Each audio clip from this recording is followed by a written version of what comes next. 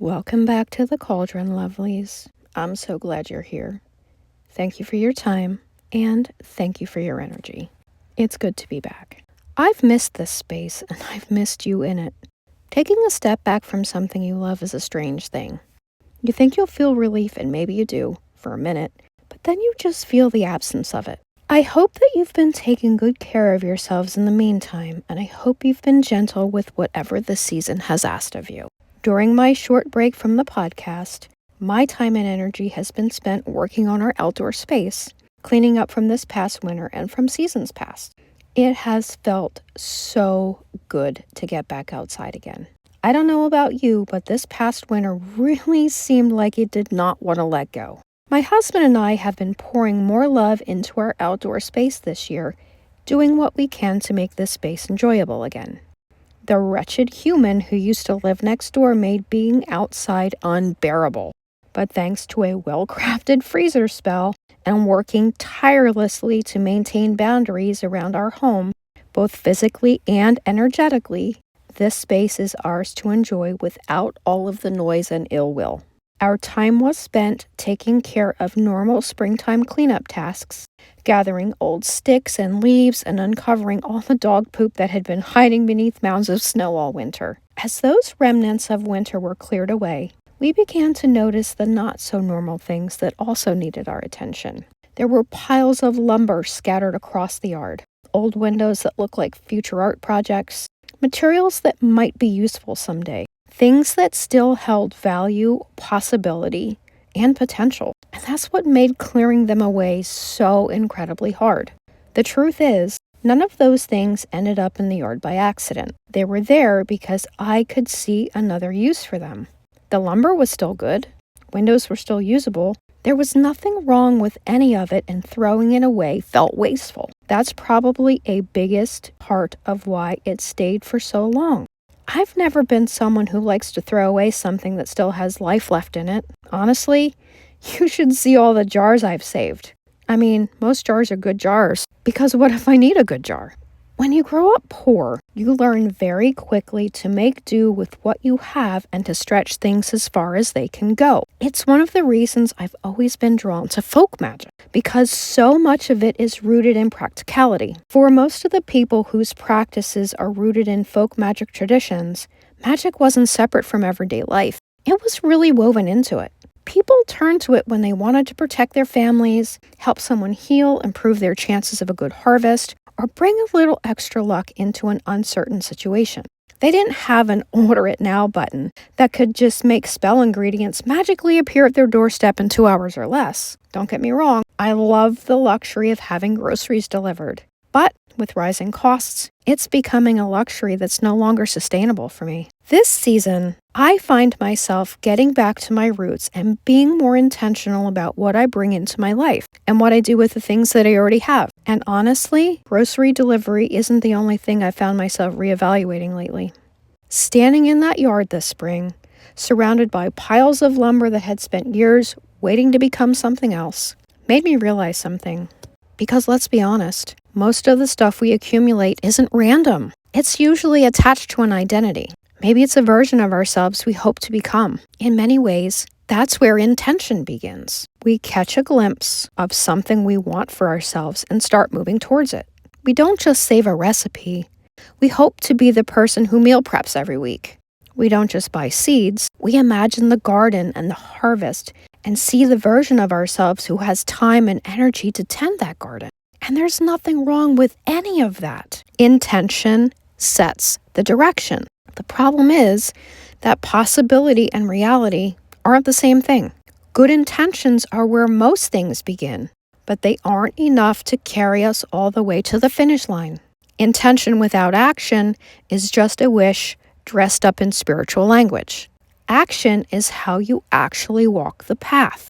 And most of us were never taught the difference between the two. We were taught to want things, to pray for things, or maybe to visualize things. You know, law of attraction type stuff. Ask, believe, receive. But that's where most lessons end and where most people lose their belief in the ability to manifest anything. Nobody sat us down and said, now here's what you do next. Nobody talks about the showing up and the doing the work after the vision board is made or the spell candle burns all the way down. Listen, you can hope and pray for a job, but if you aren't doing the work of updating your resume, filling out applications, you're going to stay stuck in a job you hate, or maybe even no job at all. I've fallen victim to this myself in so many areas of my life. Pinning all the things, saving all the things, buying all the books and supplies and jumping into something with both feet, only to find myself burn out as quickly as I began. Because when the things I intended didn't happen as quickly as I had hoped, or as quickly as I had been led to believe they would, the energy died. And for a long time, I thought that meant I failed. Maybe it meant I didn't want it as badly as I thought I did. Here's what I know now. That was just what happens when nobody teaches you the part that comes after the intention. So let's talk about what intention actually is. Intention is an inner alignment. It's the moment you get clear on what you're moving toward and why. It's a decision made in the body as much as it's made in the mind. We mistake the feeling of intention for the work of intention. We might feel a shift and, we're sure something just happened, right? And most likely it did. However, the candle itself just can't deliver the goods because eventually the candle burns out and the ritual's over. While the intention may still remain, it's not always enough. And this is where the real work begins.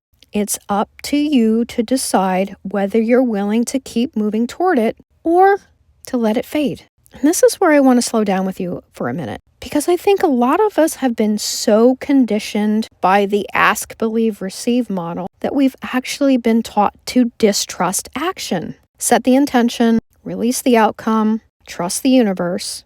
And to be fair, I think there is some wisdom in that, because there comes a point where constantly checking for results becomes its own form of self-sabotage. We become so focused on whether something is working that we stop paying attention to the thing itself. We dig up the seed every 5 minutes to see if it's growing. We obsess over timelines. We might even try to force things to happen on our schedule. And sometimes the most productive thing we can do is stop gripping so tightly and allow things the time and the space they need to unfold. But releasing the outcome and refusing to participate in the process are not the same thing. If you plant a seed, you just don't stand over it demanding that it sprout by Tuesday, right?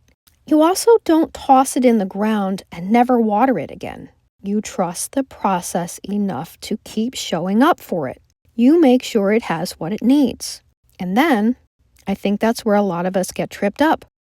We treat trust and action as though they're opposites, like we have to choose one or the other or something. Think about our magical ancestors for a moment. They prayed for the harvest while they worked the land. They blessed the meal while they prepared the food. They trusted in something larger than themselves while still showing up to do their part. The doing was never separate from the magic. The doing was the magic. If intention matters, and I believe it does, then it's worth taking a closer look at what's actually driving it. Two people can hold on to the same object, save the same recipe, plant the same type of garden, but what's underneath them can be very different. That's what I found myself wrestling with as I looked at all those piles of unfinished projects. For years, I told myself I was being resourceful, and maybe part of me was, but the more I sat with it, the more I started to wonder if there was something else underneath it. What if some of what I called resourcefulness was actually fear? That's definitely an uncomfortable question, because it requires us to consider the possibility that we may not always be as clear about our motivations as we think we are. Sometimes we tell ourselves one story because it feels better or allows us to keep doing what we've always done. Because when you've spent enough time stretching things, saving things, and making do with what you have, holding on can start to feel like the safest choice. And for a long time, I never questioned that. I just assumed that if something still had value, I should keep it. But standing in that yard, I started to see things differently. every future plan was taking up space, and every promise I had made to myself was still sitting there waiting for an answer. I had to decide if I would ever have the time and the energy to move those good intentions forward, or if it was time to release them with love, because Goddess knows there's only so much of me to go around. And once I started looking at it this way, some of those decisions became easier. There were so many future projects sitting in that yard that I hadn't touched in years. At some point, I had to start getting honest with myself. If I hadn't found the time, the energy, or the desire to move them forward by now, what exactly was I waiting for? A different season of life? More free time? More motivation? Maybe. But maybe I was waiting for permission. Permission to admit that I wasn't going to do every single thing I once thought I would. There's absolutely no shame in that. In fact, I think there's a certain kind of wisdom to be had here. A willingness to be honest about where you are, what you have capacity for, and what you genuinely want to carry forward. Because every unfinished project, every future plan, every promise we've ever made to ourselves asks something of us: time, or energy, or attention. And we all know those things are not unlimited. Sometimes the magic isn't carrying something forward, it's actually setting it down. Because when we finally release the things that no longer belong to us, we create space. And space has a funny way of inviting new possibilities. Here is what I want to leave you with today. What are you still carrying? What intentions are asking for a next step? And what intentions are simply waiting for your permission to let them go? Because there is a difference. One asks you for participation, the other asks for your blessing. And learning which is which might be one of the most important acts of discernment we ever practice. As for me, I'll keep tending the yard. I'll keep sorting through that lumber. I'll probably keep saving entirely too many jars. But I'll also keep reminding myself that there's only so much of me to go around. And every time I choose what truly matters, I make a little more room for the life I'm actually living. Until next time, lovelies, stay steady, stay grounded, stay magical.